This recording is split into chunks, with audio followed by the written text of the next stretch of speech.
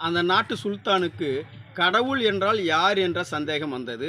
உடனே பள்ளிவாசல் போதகனை கூப்பிட்டு, கடவுள் யார் என்று எனக்கு விளக்கம் தர வேண்டும், அதற்கு 1 மாத கால கெடுவு, இல்லை என்றால் உனக்கு உயிர் இருக்காது என்று எச்சரிக்கை செய்தான். அந்த பள்ளிவாசல் போதகனும் பல்வேறு மத தலைவரிடம் கேட்டான். யாரும் சரியாக சொல்லவில்லை.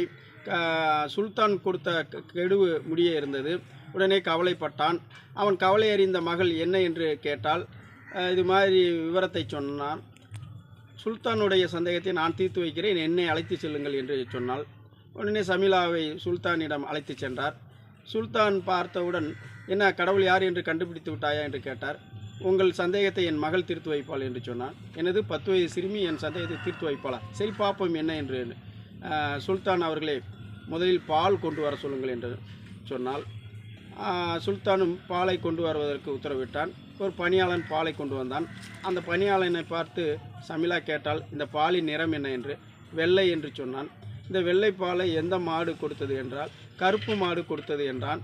கருப்பு மாடு எதை சாப்பிட்டு இந்த பாலை கொடுத்தது என்று கேட்டால், பச்சை புல்லை சாப்பிட்டு பாலை தந்தது என்று சொன்னான். சுல்தான் அவர்களே, கருப்பு மாடு பச்சை புல்லை தின்று வெள்ளை பாலை கொடுப்பதற்கு யார் காரணமோ அவர்தான் கடவுள் என்று சொன்னால், உடனே சுல்தான் மகிழ்ச்சியில் தனது கழுத்தில் இருந்த முத்து மாலை கழட்டி சமிலா கழுத்தில் போட்டு பாராட்டினான். நன்றி.